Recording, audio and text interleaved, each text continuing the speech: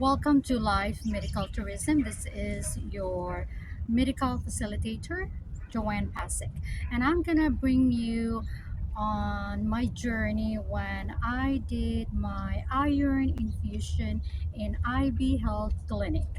And as you can see behind me, I'm not taking any videos of IB Clinic because I want the background behind me. It's more quiet, more solemn, and most of all, very important is to take care of your health. So that's why my background is more of kind of a nature.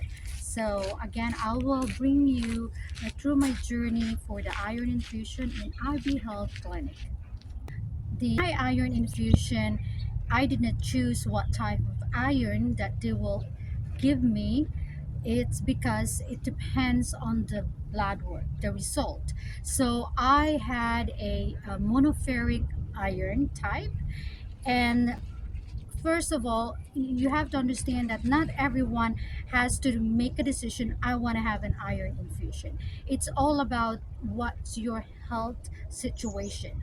And in my situation, way back before, I have a history of iron deficiency, iron deficient.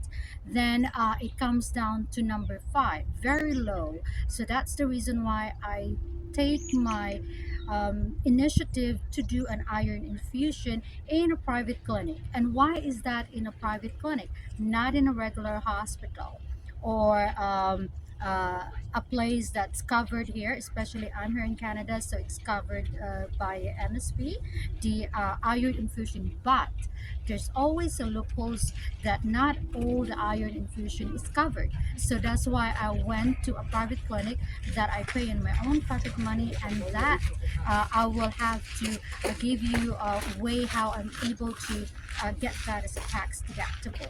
But as I mentioned, not all iron infusion or any IV therapy it's covered, depending into the health situation of the patient.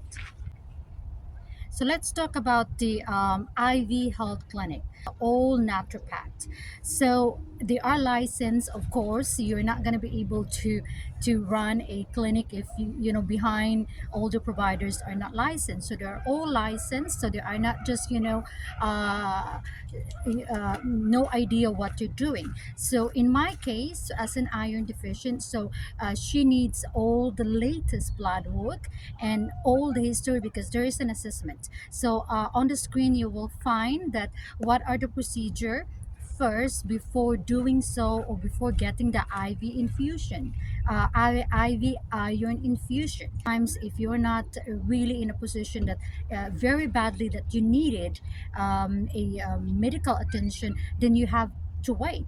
But in my case, I'm not that really sick, but I did my initiative to go on for the IV infusion. It's because I have an issue with producing hemoglobin. So that too is linked.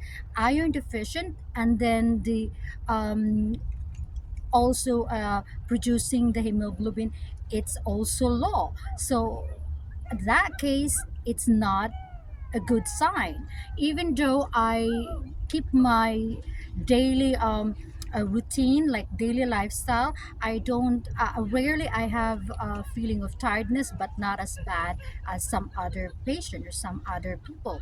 But I don't want to get into that position, so I take an initiative to do the iron infusion. And as welcome to medical tourism, live medical tourism, and here is your live medical tourism facilitator, Joanne, and I'm doing my iron infusion, which is needed because I'm very low in iron, and which is my problem ever since.